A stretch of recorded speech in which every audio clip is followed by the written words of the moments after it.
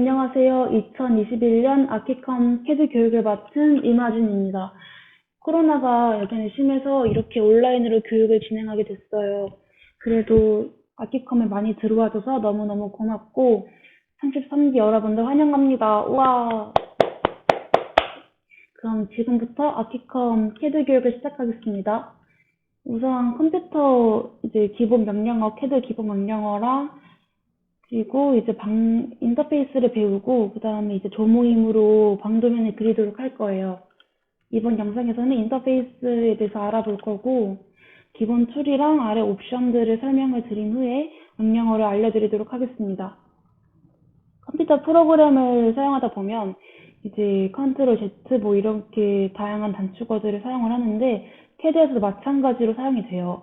그래서 컨트롤 Z는 되돌리기, 컨트롤 Y는 다시 앞으로 가기, 컨트롤 X는 잘라내는 거고, 컨트롤 Shift는 복사, 컨트롤 V는 붙여넣기.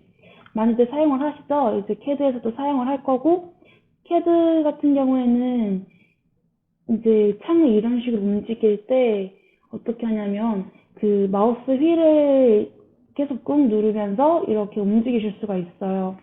옆에 제가 마우스를 띄워놨는데 이거를 보시면 많이 참고가 될 것 같아요.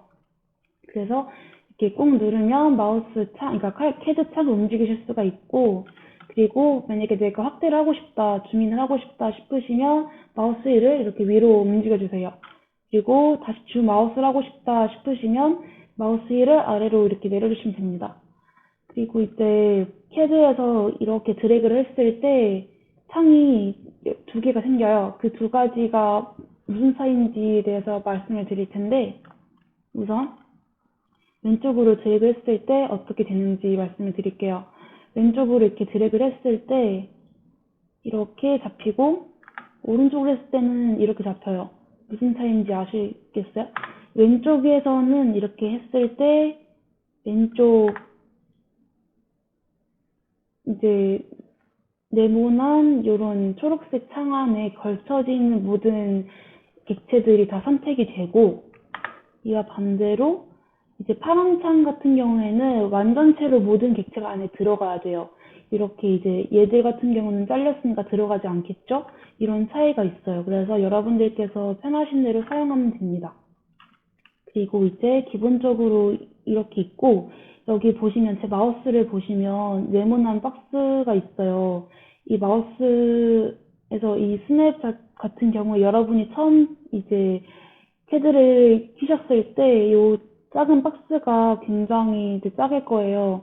이런 경우에 객체를 잡는데 불편하기 때문에 이 크기를 늘려주는 걸 먼저 설정을 하고 시작을 할 겁니다. 그래서 명령어 창에서 우클릭을 해주세요. 그리고 옵션에 들어가셔서 셀렉션이라고 있어요. 끝에서 두 번째죠. 여기 보시면 저는 지금 중간으로 돼 있는데 여러분들은 보통 이렇게 앞으로 설정이 돼 있을 거예요. 그래서 이거를 중간만큼 어느 정도 당겨주시고 그립이랑 이제 픽박스랑 보통 일치하게 설정을 하는 편이에요. 그래서 어플라이 누르고 OK를 눌러주시면 됩니다. 그러면 이제 그 작은 네모 박스가 커진 거를 확인할 수가 있어요. 이런 상태에서 여기 이제 옵션들을 알아볼 텐데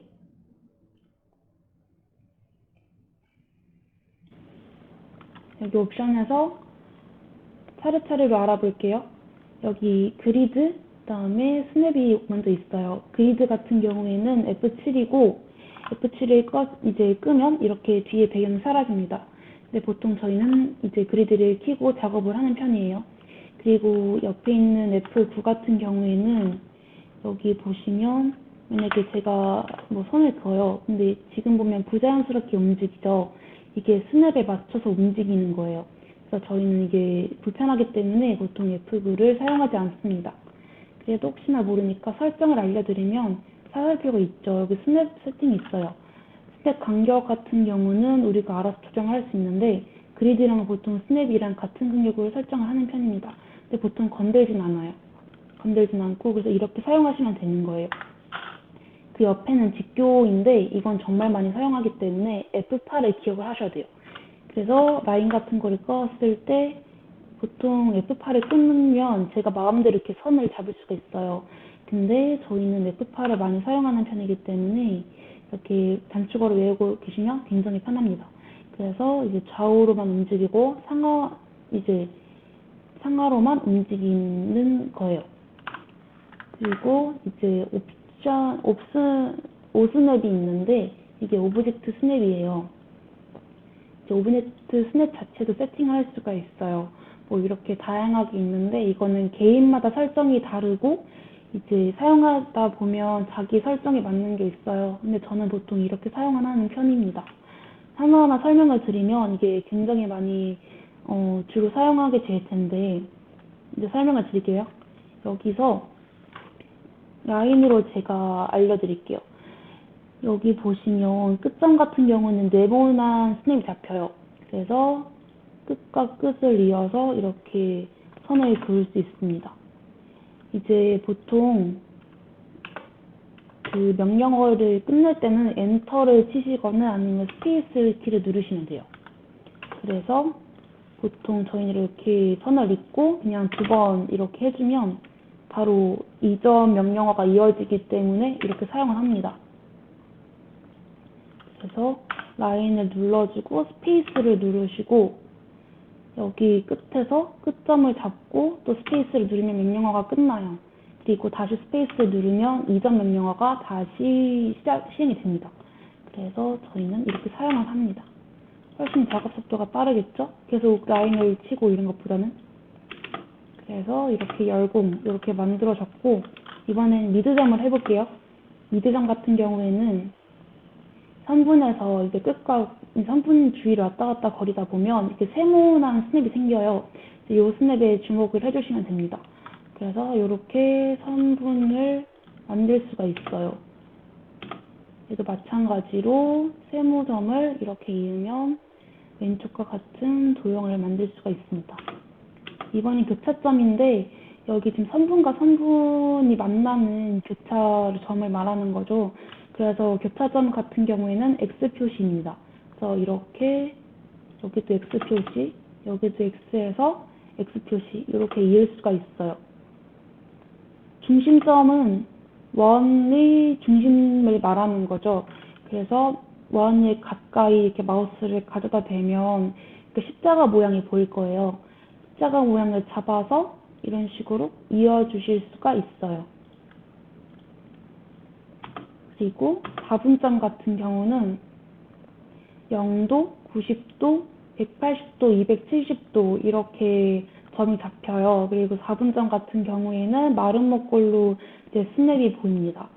그래서 얘도 마찬가지로 이런 식으로 스냅을 이용해서 도형을 그리실 수가 있어요.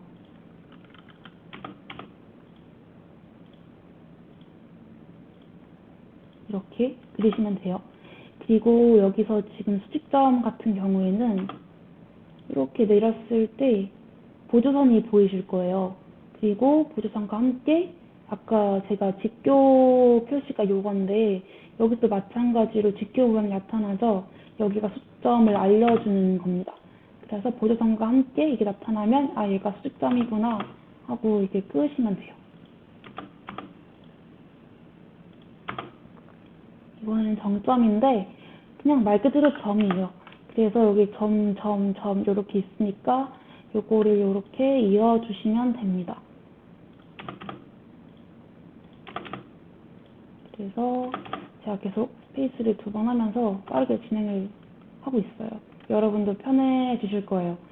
이번에는 삽입점인데 삽입점 같은 경우는 제가 문자를 넣고 그림을 넣을 때 특정 위치를 잡아서 넣고 싶어요. 근데 이런 경우에 보면 삽입점이 작용을 하는데 문자에 보면 여기 이렇게 네모가 2개가 겹쳐진 모양이 있죠.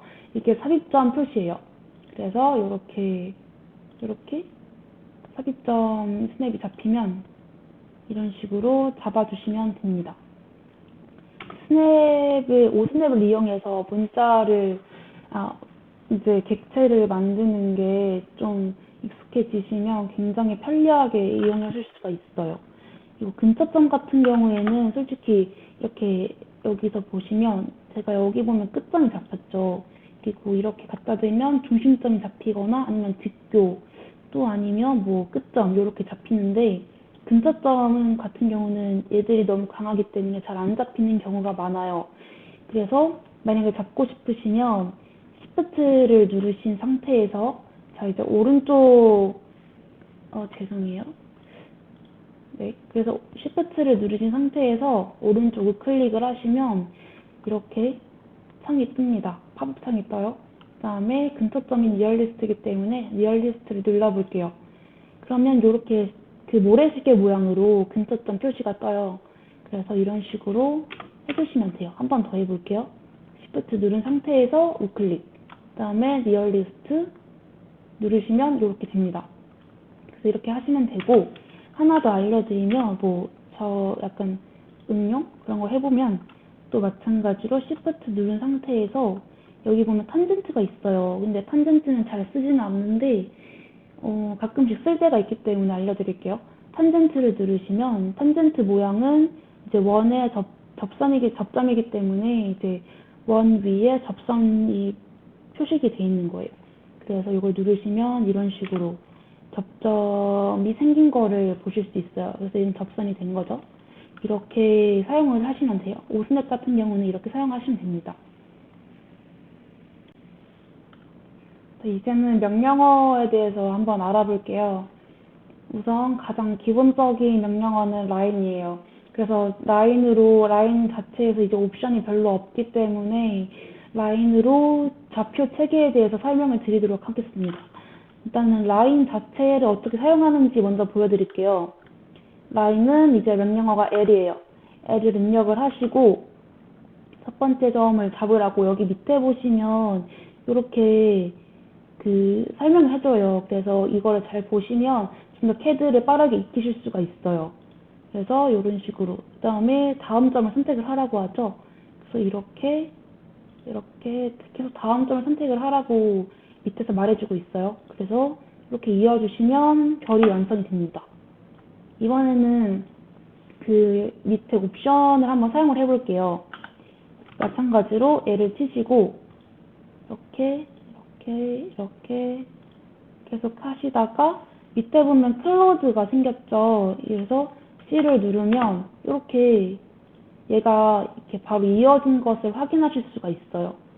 그냥 반대로 마찬가지로 L을 입력을 하고 이렇게 누르는데 여기 보면 밑에 언두가 있어요. 그래서 이건 다시 되돌리는 거기 때문에 U를 한번 눌러볼게요. U하고 엔터 하면 되돌아갔죠. 근데 저희는 보통 U를 쓰기보다는 아까 제가 컨트롤 Z라 이런 거를 말씀을 드렸죠. 그래서 저희는 보통 컨트롤 Z를 많이 사용을 하는 편이에요. 네, 그렇고 이번에는 이제 기본적으로 라인은 이렇게 되고 좌표 체계에 대해서 설명을 드릴게요. 이제 좌표 같은 경우에는 절대 좌표가 있고요. 상대 좌표가 있어요. 절대 좌표 같은 경우에는 절대 좌표 같은 경우에는 x, y 좌표로 보통 표식이 되고요. 그리고 CAD 같은 경우는 사실 x, y, z까지 다 표시가 되지만 저희는 도면으로 사용을 하기 때문에 보통 2차원적으로 많이 쓰는 편이에요. 그리고 상대좌표라는 게 있어요. 상대좌표 같은 경우에는 이제 명령어 기본 툴을 쓸 때 골뱅이를 넣어줘야 돼요. 골뱅이를 누르고 또 마찬가지로 X좌표, Y좌표 이렇게 있습니다. X좌표, Y좌표. 그리고 상대좌표로는 하나가 더 있어요. 여러분 이제 X좌표, Y좌표가 수학적으로 좌표 체계면 각도 같은 표시를 할 때는 벡터를 생각하시면 돼요. 그래서 이제 골뱅이 해주고 길이를 입력을 해주세요. 길이를 입력을 해준 상태에서 왼쪽 화살표가 각도를 말하는 거예요. 그래서 여기 있는 각도를 입력을 해주시면 됩니다.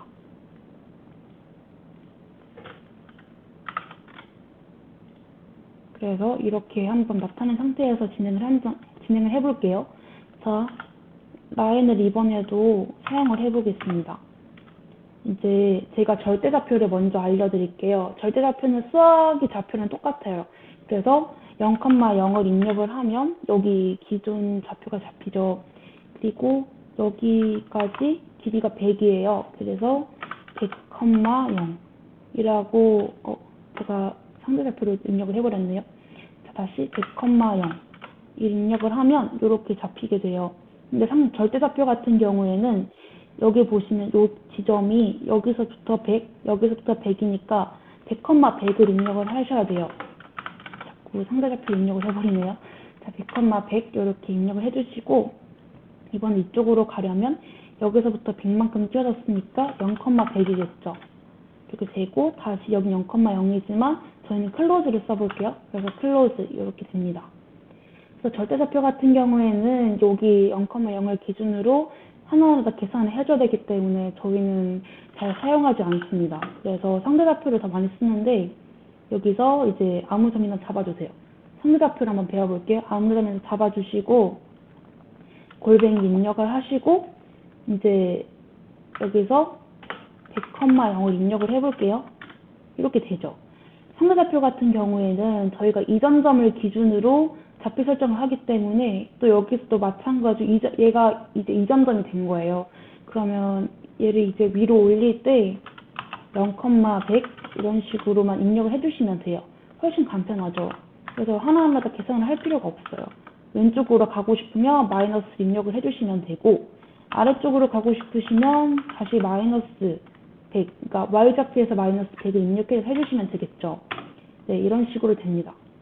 그리고 여기서 지금 제가 여기 보시면 골뱅이 하고 x좌표, y좌표를 입력을 했는데 제가 아까 벡터를 말씀드렸잖아요. 그게 하나가 이렇게 밑에가 더 있어요. 그거에 대해서 지금 말씀을 드릴게요.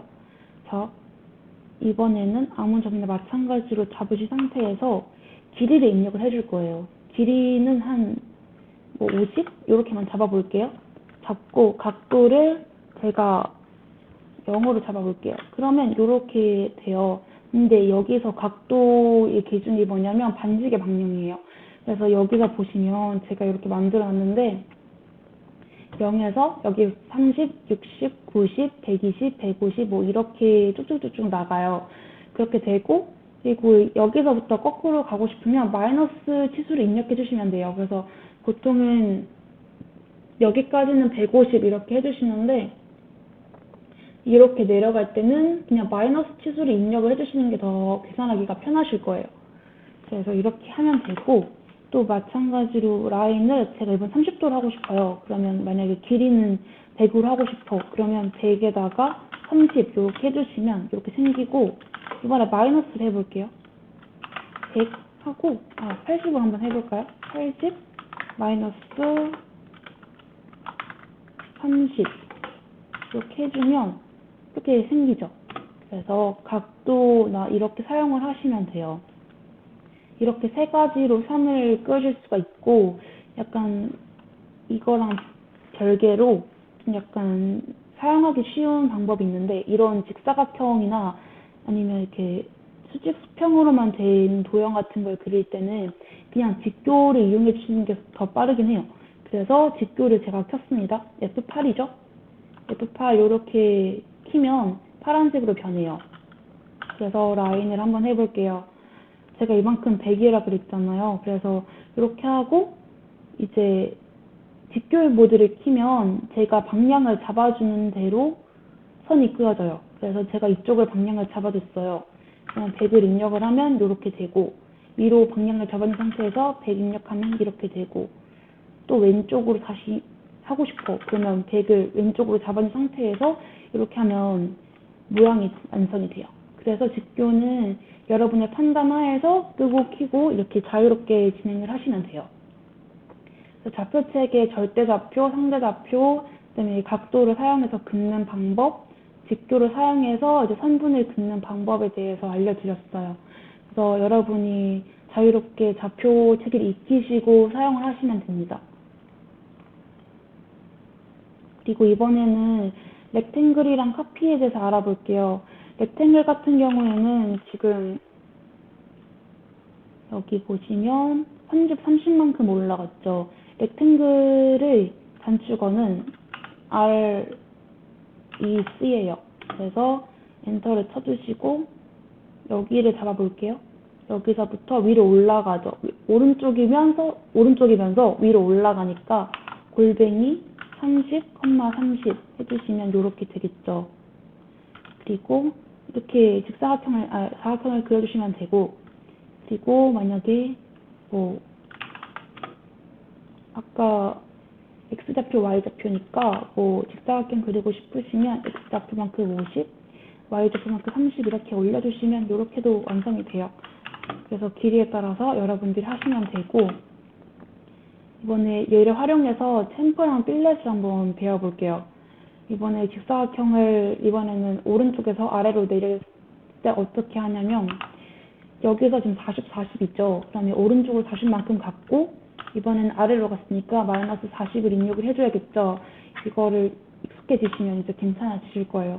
그래서 이렇게 하면 챔퍼 같은 경우는 못따기예요. 그래서 이렇게 사각형에 뭐를 따주는 건데 지금은 여기 거리값이 입력이 돼 있죠. 여기가 5, 여기가 이만큼이 5라는 뜻이에요.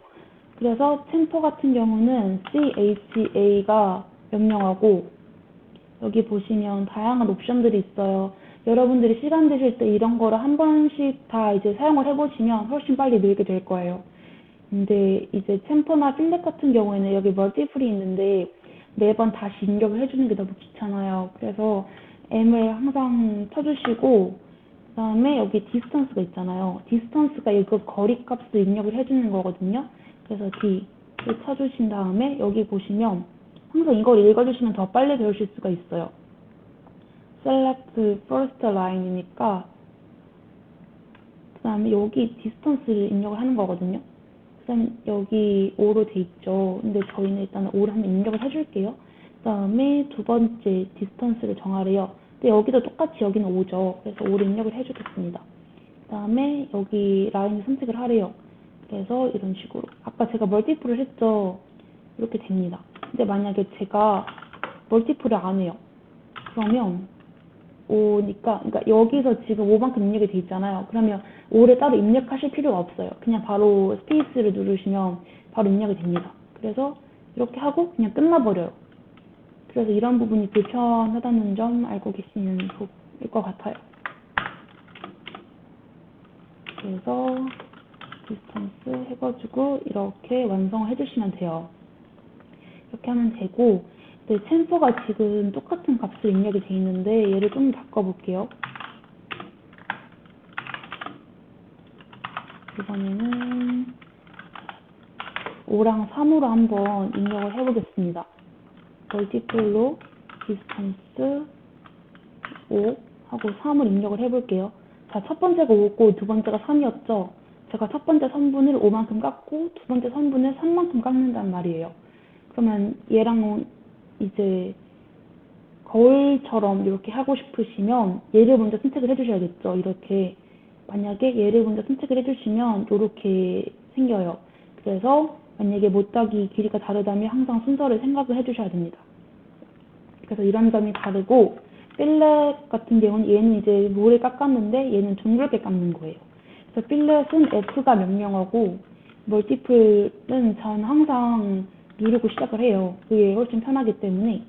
얘는 이제 못따기기 때문에 첫 번째, 두 번째가 다르지만 얘는 이제 둥글기 때문에 반지름 값만 입력을 해주시면 돼요. 반지름 값이 5로 입력이 되어 있기 때문에 5라고 이제 쳐줄게요. 그리고 이런 식으로 눌러주시면 됩니다. 네, 그래서 필렛까지 알아봤고 이번에는 카피와 무브에 대해서 알아볼게요. 무브 같은 경우는 명령어가 M이에요. M을 쳐주시고 여기 지금 객체를 선택을 하라 그러죠. 그래서 객체 선택을 해주시고 베이스 포인트를 여러분 기준에 따라서 정해주시면 돼요. 근데 저는 보통 여기 사각 끝점이나 아니면 중심점을 보통 잡아줘요. 그래서 이렇게 끝점을 잡아주고 그 다음에 세컨 포인트를 잡아라고 하잖아요. 여기서 이렇게 잡아주시면 이동이 돼요. 근데 저희는 여기 치수가 나와 있죠. 근데 다시 방금도 제가 되돌릴 때 U를 안 쓰고 그냥 컨트롤 Z를 쓴 거예요. 그러니까 익숙해지실 거예요. 이제 M을 치시고 베이스 포인트를 잡은 상태에서 이제 20만큼 이동을 하고 싶어요. 그러면 제가 상대좌표를 많이 쓴다고 했죠. 마이너스 20,0 이렇게 하면 이렇게 이동이 되고, 또 다른 방법으로는 제가 뒷교가 있다고 했잖아요. 그래서 뒷교부터 한번 켜볼게요. 켜고 베이스 포인트를 잡은 상태에서 이제 방향을 제가 잡아줬죠. 그러면 치수만 입력해 주시면 돼요. 20 이렇게 이동이 됩니다. 이번에 물체를 한번 이동시켜 볼게요. 이번엔 아래쪽이죠. 그래서 30만큼 내리고 싶어요. 그러면 0,-30 그럼 이렇게 내려가고, 이런 식으로 이동을 해주시면 돼요. 이런 경우에는 저희가 지금 좌우 상하로만 움직였는데 여기서는 이제 대각선으로 움직이죠. 이것도 한번 해볼게요. 이제 무브를 입력을 해주시고 객체 선택을 하고 베이스 포인트를 잡아요. 그리고 여기 지금 세컨 포인트를 잡는데 저희는 이 치수를 계산해서 입력을 해볼 거예요. 지금 여기서 25만큼 위로 올라갔고 25만큼 오른쪽 이동했죠. 그러면 여기를 잡아준 상태에서 25, 25 이렇게 하면 이렇게 딱 들어가요. 그리고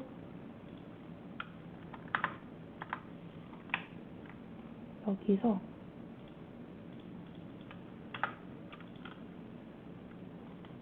여기서 마찬가지로 무브를 입력을 해주시고 베이스 포인트를 잡았죠. 자, 여기서는 위로 25 그리고 왼쪽으로는 30만큼 갔잖아요. 그래서 마이너스 30, 25 이렇게 하면 이동이 된 거를 볼 수가 있는데 제가 지금 파란색으로 옮겨버렸네요. 다시 한번 해보겠습니다. M을 치시고 여기 기준점을 잡은 상태에서 자, 마이너스 30, 아까 25를 입력을 했죠. 이렇게 이동이 된 거를 보실 수가 있어요. 이번에는 아까 무브랑 똑같아요. 무브랑 똑같은데 이번에는 복사를 하는 거죠. 자, 여기서 20만큼 이동을 했으니까 복사하기는 쉬워요. 카피 씌우고 여기서부터 자 20만큼 옮기고 싶어요. 그럼 여기까지 갔죠. 여기까지 가려면 40이니까 자 보통 근데 저는 카피는 그냥 다 입력을 하는 편이에요. 그래서 40,000 그러면 여기 딱 들어갔죠. 이런 경우에는 카피 자 이만큼 위로 올라갔죠. 그러면 이번에 직교를 한번 써볼게요. 위로 한번 하고 50 하면 이렇게 딱 들어가죠. 이렇게 복사가 된 거를 볼 수가 있으세요. 그 다음에 다중 복사하기 같은 경우는 카피를 누르시고 얘가 객체를 선택을 해줄게요. 근데 카피 같은 경우에는 명령어를 종료를 안 시키시면 이렇게 끝점만 기준점을 잡아준 상태에서 이렇게 계속 찍어주실 수가 있어요. 이렇게 사용하실 수가 있고 또 카피 같은 경우에는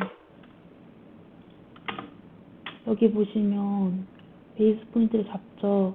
array라고 따로 있어요. 이거는 여기 보시면 이제 개수를 이제 입력을 하래요. 근데 이거 개수 자체가 지금 제가 선택한 개수도 포함이 돼요. 그래서 이제 5개를 할 거니까 5를 입력을 해줄게요.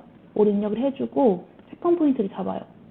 세컨 포인트는 제가 15만큼 떨어져 있죠. 그러면 15 이렇게 입력을 해주시면 잘못했네요. 여기를 잡았으니까 25네요. 그래서 이렇게 입력을 해주시면 됩니다.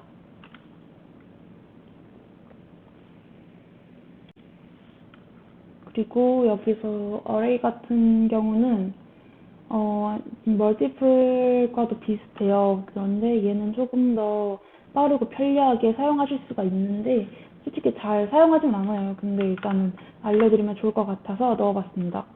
이제 셀렉트를 하고 여기 보면 밑에 rectangular chart 하고 폴라가 있어요. 근데 저희는 rectangle 먼저 써볼게요. 이렇게 생기는 걸 보실 수가 있는데 위에 보면 이렇게 창이 뜰 거예요. 이제 여기 제일 처음에는 여기 세로줄 그리고 그 옆에는 가로줄 이렇게 있고 거리 같은 경우는 제가 마음대로 설정할 수가 있어요. 15 이렇게 띄워주고 그러면 10 그러면 줄어들죠. 이런 식으로 사용을 하실 수가 있습니다. 또 마찬가지로 이런 경우는 패스를 입력을 해주시면 여기 커브를 선택을 하래요. 그럼 커브를 입력을 해주시고 지금 선택이 잘못됐네요. 더블을 해서 텍스트를 입력을 해주시고 그걸 눌러주시면 이렇게 완성이 되는 걸 보실 수가 있어요. 그래서 이거는 거리에 따라서 또 이렇게 개수가 변해요. 이런 거를 여러분께서 알아서 잘 조정해서 사용해 주시면 돼요. 그리고 하나 더 남았죠. 콜라 원형이죠. 그래서 이렇게 기준점을 잡아준 상태에서 입력을 해주시면 돼요. 만약에 내가 4개를 하고 싶으면 이렇게 하면 잡히고 각도를 입력을 하고 싶어요. 그러면 30 이렇게 하면 자기들이 알아서 맞춰줘요. 그래서 이렇게 사용을 하시면 됩니다.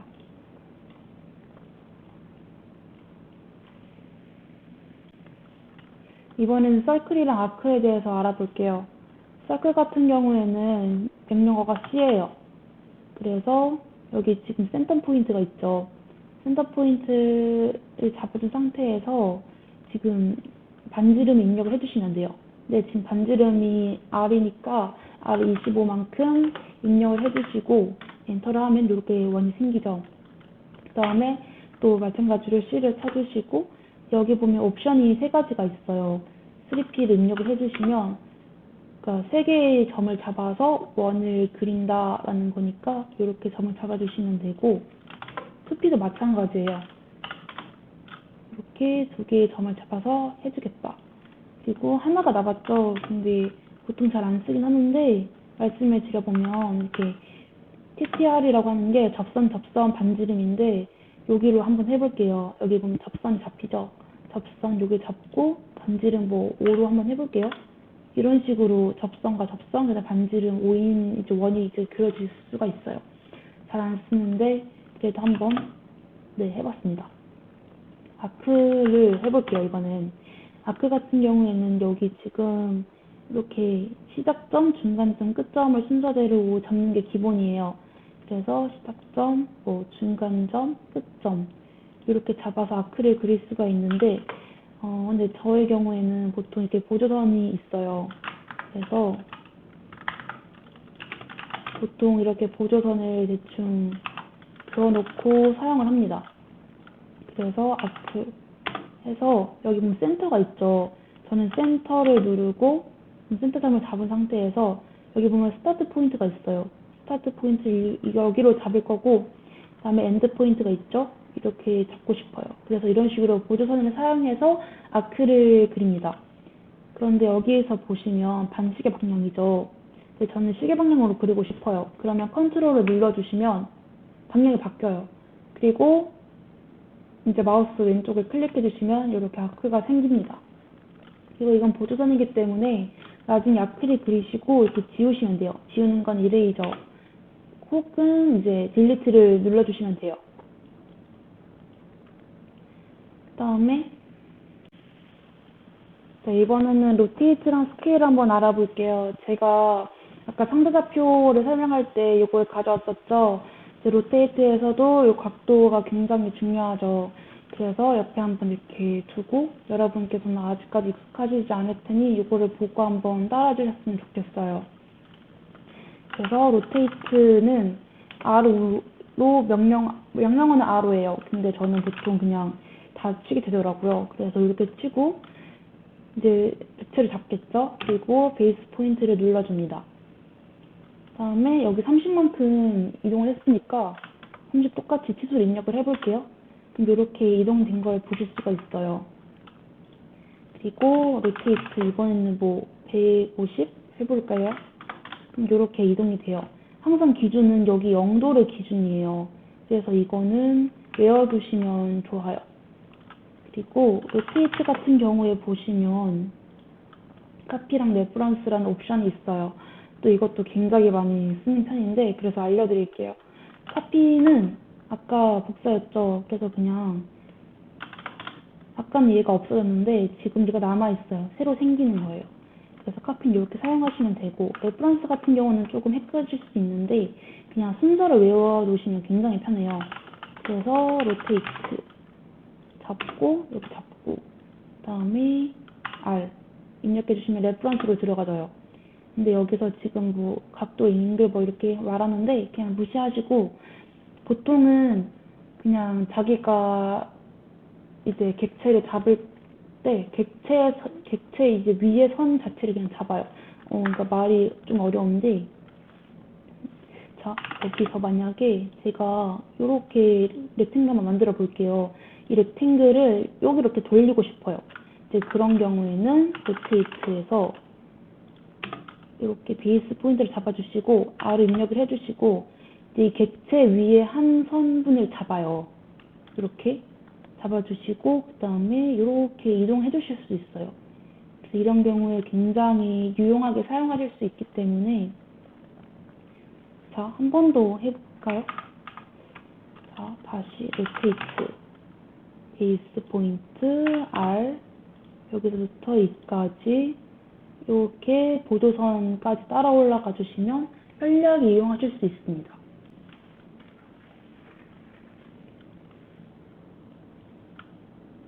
네, 그러고 이번에는 스케일을 한번 알아볼게요. 스케일은 네, SC인데 얘도 짧기 때문에 그냥 저는 보통 다 입력을 하는 편이에요. 이제 축적을 조절하는 건데 얘는 뭐 저희가 보통 1대 100 스케일 뭐 이렇게 말을 하는데 그거를 이제 몇 배, 그러니까 1.5배, 0.5배 이런 식으로 아셔야 돼요. 그래서 뭐 1대 100이면 0.002 이런 식으로 계산을 하셔서 입력을 해주셔야 됩니다. 또 마찬가지로 이제 객체를 한번 선택을 해볼게요. 객체 선택을 하고 베이스 포인트는 보통 왼쪽 아래나 아니면 중심을 보통 잡아요. 근데 여기서는 그냥 왼쪽 아래 아무 데나 잡아볼게요. 축적 값을 1.5로 한번 해볼게요. 이렇게 2분의 3으로 변하는 것을 보실 수가 있어요. 이제 반대로 한번 줄여볼게요. 베이스 포인트를 잡아준 상태에서 0.5로 입력을 해주시면 이제 반의 크기로 줄어든 거를 보실 수가 있어요. 이렇게 축적을 조절해 주시면 됩니다. 얘도 마찬가지로 지금 조금 더 설명을 드리면 아까 여기서 제가 이렇게 했잖아요. 그래서 얘도 그런 식으로 사용하실 수가 있어요. 만약에 이런 이제 사각형이 있고 이 사각형의 크기를 제가 여기 이 선분을 요 길이만큼 축적을 늘리고 싶어요. 그러면 얘를 잡아서 스케일을 입력을 해주시고 베이스 포인트를 잡은 다음에 여기도 마찬가지로 카피랑 레퍼런스가 뜨죠. 그래서 카피랑 레퍼런스 둘 다 똑같게 사용하시면 돼요. 그래서 레퍼런스 입력을 해주시고 여기서부터 여기까지 선택을 여기 객체 여기까지 선택을 해주시고 그러면 이렇게 자기 마음대로 할 수 있죠. 저희는 보조선을 꺼놨으니 이렇게 입력을 해주시면 됩니다. 그래서 이렇게 이제 옵션을 사용하는 게 똑같기 때문에 이제 여기 로테이션이랑 지금 스케일을 같이 한번 알아봤어요. 이번에는 옵셋에 대해서 한번 알아볼게요. 옵셋은 이제 그 한국어 버전으로 이제 설치하신 분들은 간격 띄우기라고 되어 있을 거예요. 그래서 여기에서 말 그대로 똑같이 평행하게 간격을 띄워주는 거예요. 그래서 티가 나게 한번 하기 위해서 이게 초록색으로 바꿔줄게요. 옵셋은 OF예요. OF이고 얘는 4.5만큼 띄웠죠. 그래서 4.5를 입력을 해줄게요. 입력을 해주고 여기 지금 저는 요거를 이제 넓힐 거예요. 그래서 이렇게 자 지금 잘 안 보이니까 얘들을 다 지워줄게요. 그래서 얘를 옵셋 4.5 지금 이렇게 입력이 돼 있죠. 그럼 스페이스를 그냥 눌러주시면 돼요. 이런 식으로 계속 얘를 선택을 하고 또 늘리고 선택하고 늘리고 이렇게 해주시면 돼요. 아까 플랫이랑 템퍼 할 때는 그 멀티플을 계속 해줘야 됐는데 옵셋 같은 경우는 그러실 필요가 없어요. 그래서 그냥 계속 이전 객체를 누르시면서 이렇게 넓히시면 돼요. 얘도 마찬가지죠. 사각형도 마찬가지예요. 얘는 거리값이 5니까 5만큼 입력을 해주시고 반대로 한번 줄여볼 수도 있고 이렇게 늘리실 수도 있어요. 이렇게 하시면 되고 얘도 마찬가지겠죠. 그러면 여기서부터 티가 안 나니까 한번 줄여서 해볼게요. 거리가 10이니까 요렇게 되죠. 제가 아까 간격 띄우기라고 했는데 평행하게 띄우는 거예요. 그래서 이런 경우에는 얘가 거리가 8이기 때문에 이렇게 평행하게 띄워지는 것을 확인하실 수가 있어요. 이렇게 옵셋을 사용하시면 됩니다. 그 다음에는 트림을 알아볼 거예요. 트림 같은 경우는 말 그대로 자르는 거예요. 자르는 건데 이제 트림 같은 경우에는 제가 2020 버전을 사용하는데 2021년 버전을 사용하시는 분들과는 조금 다를 수가 있어요. 그래서 두 가지 다 이제 말씀을 드릴 텐데 저는 2020까지밖에 못 보여드리는 점 이제 그런 거는 이제 조모임 때 그 직속 선배가 있잖아요. 그래서 물어보면 친절하게 아마 대답을 해줄 거예요. 일단은 저는 여기서는 말로만 일단 설명을 드리도록 하겠습니다. 이제 트림을 할 때 TR로 눌러주시면 돼요. 근데 여기서 자를 때 두 가지 방법이 있어요. 기준선을 잡고 이 기준선을 기준으로 모든 걸 자른다는 생각을 하시면 돼요. 첫 번째 방법이. 그래서 이제 셀렉트, 이제 기준선을 선택을 하고 당연히 스페이스를 눌러야겠죠. 다음에 이런 식으로 이렇게 자를 수가 있어요. 근데 여기가 좀 잘렸죠. 그럼 얘는 더 이상 잘릴 수가 없어요. 그래서 이렇게 금지 표시가 뜹니다.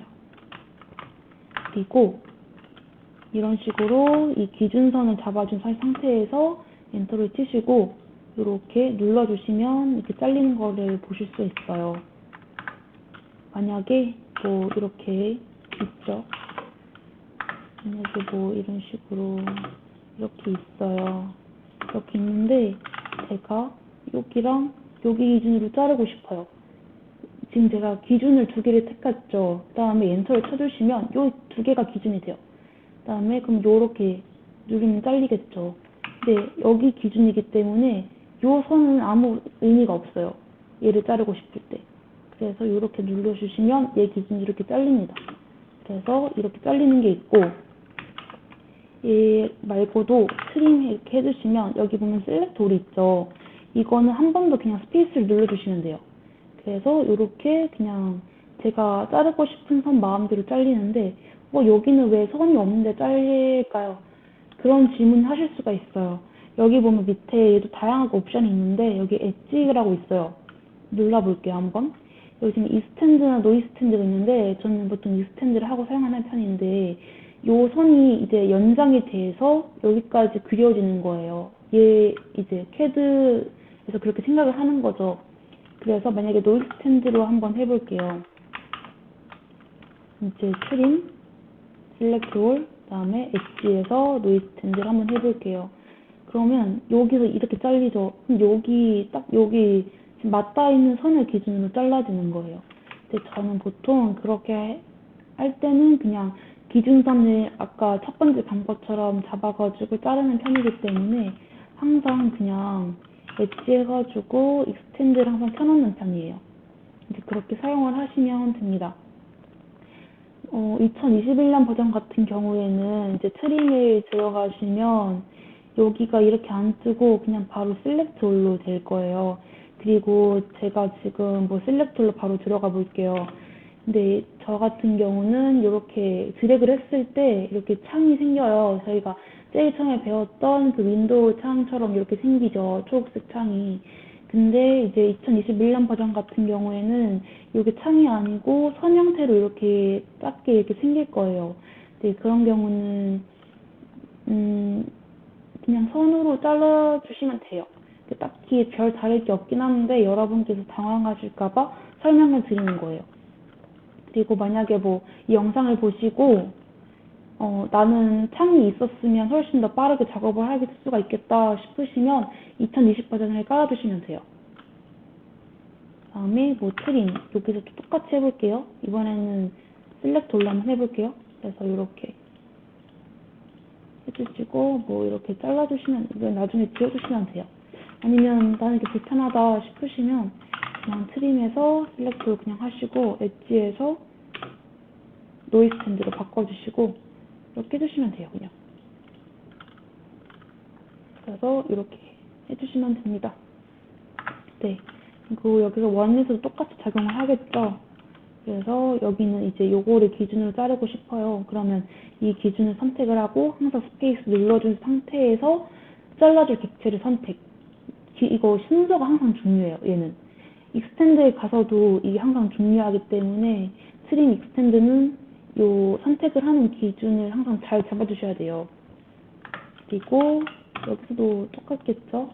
이거 선택을 해주시고, 여기서는 이제 여기도 안에 없어지고 바깥에도 없어지죠. 그러면 기준선을 동시에 이 원 두 개를 잡아주시면 돼요.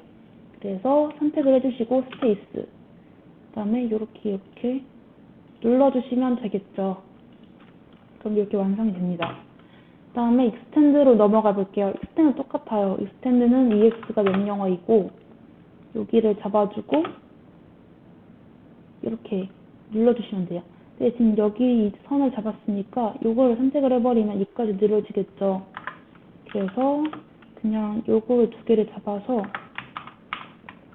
익스텐드 했을 때 이 두 개 선을 잡은 상태에서 기준점을 두 개 동시에 잡고 스페이스 뭐 이렇게 해주셔도 돼요.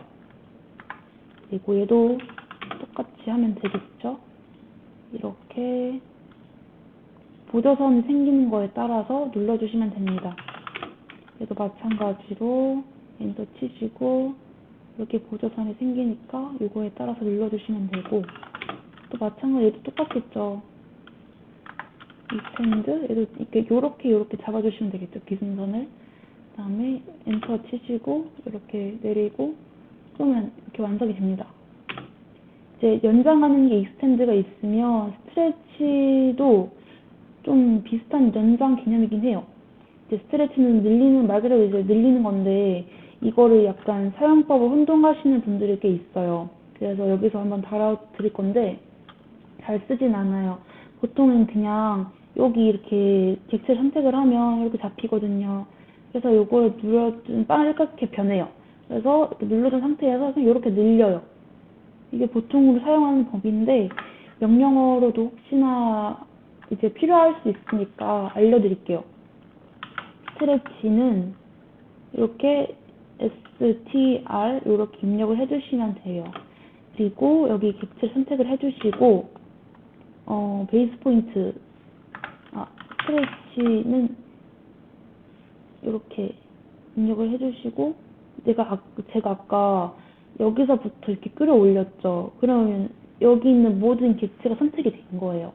얘의 기준은 지금 윈도우 창이 초록색 창인데 얘가 이렇게 잡는 거랑 이렇게 잡는 거랑 달라요. 일단 저는 이렇게 잡았죠. 엔터를 쳐주면 베이스 포인트를 잡아요. 근데 얘는 다 이렇게 이동이 돼요. 근데 저는 늘리고 싶죠. 그래서 해줄게요. 이렇게 잡은 상태에서 베이스 포인트를 여기로 잡고 이렇게 늘릴 수가 있어요. 제가 차이를 혹시 아셨나요? 여기는 이렇게 잡았고 얘 같은 경우는 이렇게 잡았어요. 그래서 지금 이렇게 잡았기 때문에 여기 지금 파란색은 여기랑 여기가 잘려있죠. 그래서 움직이지 않은 거고 얘 같은 경우는 여기만 이렇게 잡혔으니까 얘가 늘어난 거예요. 그리고 얘는 이 전체가 잡혔으니까 늘어나지 않고 그냥 무브가 된 거예요. 이거는 직접 사용해 보시면 훨씬 차이를 잘 아실 수 있어요. 그리고 이번에는 폴리라인인데 폴리라인과 라인의 차이가 있어요. 그래서 이런 걸 한번 다뤄볼게요. 제가 이거를 딱 그려놔가지고 이렇게 지우고 시작을 하겠습니다. 자, 폴리라인은 PL이에요. PL이고 여기 이렇게 제가 한번 그은 상태에서 라인이랑 똑같이 하시면 돼요. 똑같이 하시면 되고 클로즈 그냥 쓸게요. 이렇게 쓰고 이번에는 라인으로 한번 오른쪽에 똑같이 그려보겠습니다. 안 끊어요. 저는 여기서 분명히 폴리라인처럼 끊지 않고 사용을 했습니다. 똑같이 C를 사용할게요. 여기 제 객체를 잡겠습니다. 객체 잡는데 이렇게 한 객체로 잡혔죠. 근데 이게 폴리라인이고 라인 같은 경우는 이렇게 하나하나로 따로따로 잡혀요. 분명히 안 끊고 했는데 이게 명령어가 다르기 때문에 이렇게 된 거죠. 그래서 여기서 이제 폴리라인을 바꾸는 방법이 이 객체를 다 선택을 하시고 조인을 눌러주시는데 조인의 명령어는 J예요. 입력을 해주시면 이렇게 하나의 폴리라인을 변한 걸 보실 수 있어요. 그래서 5개의 객체가 하나의 폴리라인으로 변했습니다 라고 이렇게 명령어가 뜰 거예요. 그래서 이렇게 해주시면 되고, 반대로 저는 폴리라인에서 라인으로 변경하고 싶어요. 그러면 explod를 사용해 주시면 되는데, explod는 X가 명령어입니다. 그래서 X 누르시면 이렇게 하나하나 분리가 되는 거를 보실 수 있어요. 이렇게 사용을 하시면 되고, 이번엔 해치로 한번 넘어갈게요. 해치는 이렇게 패턴을 넣어주는 건데 명령어는 H예요. H 입력해주시면 이렇게 마찬가지로 위에 창이 뜰 거예요. 여기서 지금 패턴이 없는 경우는 솔리드거든요. 그래서 여기서 솔리드를 선택을 해주시고 이렇게 변해요. 그 다음에 제가 넣고 싶은 객체를 선택을 하고 클릭을 해주면 이렇게 색깔도 저희 마음대로 변경할 수 있습니다.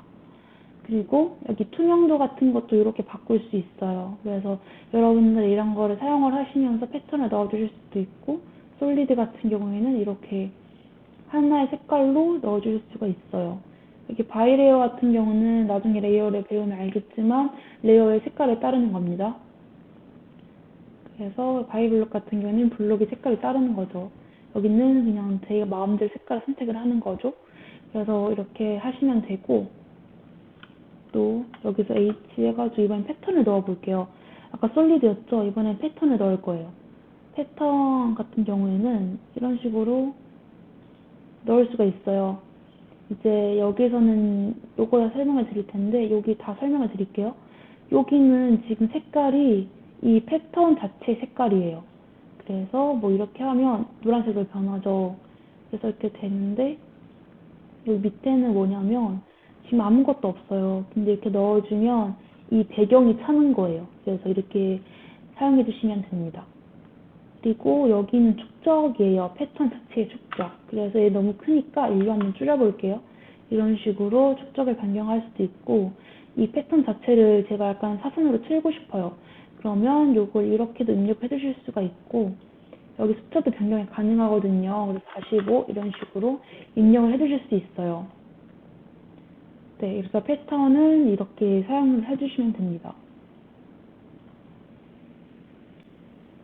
이번에는 치수를 한번 알아볼게요. 치수 기입은 저희가 방도면할 때 필요하기 때문에 알아주셔야 돼요. 그래서 일단은 치수 자체에서 여러분들이 설정을 하실 때 이 숫자가 작게 나오는 경우들이 있어요. 그래서 그런 거를 방지하기 위해서 먼저 설정하는 걸 알려드릴게요. D를 입력을 해주시면 여기 보면 디멘션 스타일 매니저라고 돼 있죠. 이 스타일을 변경을 해주는 거예요. 그래서 여기서 보면 자, 여기서 제가 이 하나의 그 스타일에 들어가서 모디파이를 눌러줄게요. 수정이죠. 자, 눌러준 상태에서 지금 60이라고 돼 있잖아요. 이거를 한 120? 뭐 아니다. 크게 그냥 500으로 한번 바꿔볼게요. 눈에 띄게 바꾸고, 자, 요렇게 한번 바꿔보겠습니다. 그러면 요렇게 커졌죠? 그래서 이렇게 숫자들을 이렇게 키울 수가 있어요. 다른 걸 한번 변경을 해볼까요? 아까 60이었으니까 다시 돌려주고, 제가 잘못 들어갔네요. 아까 이거였잖아요. 그쵸? 한이었죠? 그래서 60, 요렇게 해주고, 이번에는 여기 화살표 한번 볼게요. 치수 같은 거를 기입을 할 때 화살표도 종류가 다양해요. 여기는 지금 여러분이 보시면 아시겠지만 동그라미로 돼 있잖아요. 그런데 저희가 마음대로 이렇게 변경하실 수가 있어요. 이것도 되고, 아까 다 이렇게도 되고, 아까 여기 텍스트에서 여기 텍스트 헤이트를 정했듯이 이를 스케일 개념으로 보시면 돼요. 얘도 마찬가지로 사이즈이기 때문에 그렇게 생각을 하시면 되고, 그래서 이렇게 변경을 해주시면 됩니다. 그리고 여기서 프라이머리 유닛을 들어가 주시면 만약에 숫자가 너무 더러워요. 뭐 1500으로 나오고 싶은데 1500.0003 이런 식으로 떠요. 그럴 수도 있어요. 그래서 여기서 변경을 해주실 수 있는데 프라이머리 유닛에서 이제 여기서 유닛 포맷이 있어요. 그래서 윈도우 데스크탑을 선택을 해주시고 이제 정확성이 있잖아요. 근데 저희는 이제 기준 자체가 밀리미터 단위예요. 그래서 더 낮으면 복잡하기 때문에 그냥 0으로 맞춰주시면 돼요. 0으로 이렇게 바꿔주시면 한번 그냥 이걸 해볼게요. 여기 보시면 이렇게 뜨죠. 근데 너무 복잡해요. 그래서 저희는 그냥 0으로 맞추는 편입니다. 이렇게 바꿔주시면 돼요. 그래서 이렇게 해주시면 되고 여기서 이제 치수 기입을 한번 해볼게요. 이렇게 변경이 된 거고요. 너무 크잖아요. 그쵸? 아까 너무 키워가지고 얘를 좀 줄이고 한번 시작을 하겠습니다. 이렇게 줄었고 이제 치수 기입, 이제 가장 기본적인 치수 기입이 이제 두 가지 방식이 있어요. 여기서부터 수평으로 내려오는 거. 그러니까 여기서 끄으면 이게 치수 기입이 일단은 DIM이 단축어예요. 그리고 여기서부터 끝과 끝을 잡아준 상태에서 내려주면 돼요.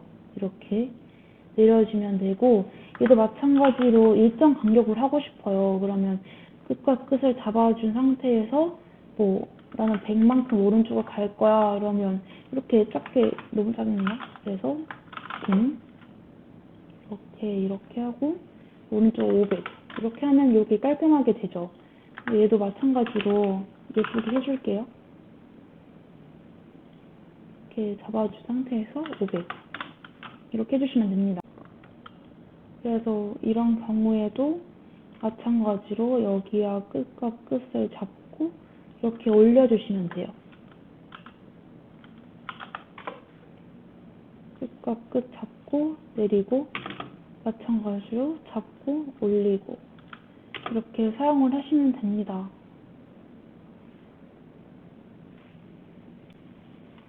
네, 여러분 이렇게 이제 CAD 인터페이스 교육은 이렇게 마쳤고요. 네, 지금까지 긴 영상인데 이거를 다 한 번에 습득하려고 하시지 마시고 조금씩 연습하면서 배우시면 금방 느실 수 있어요. 그래서 이렇게 인터페이스 교육을 마치겠습니다. 너무 수고하셨어요.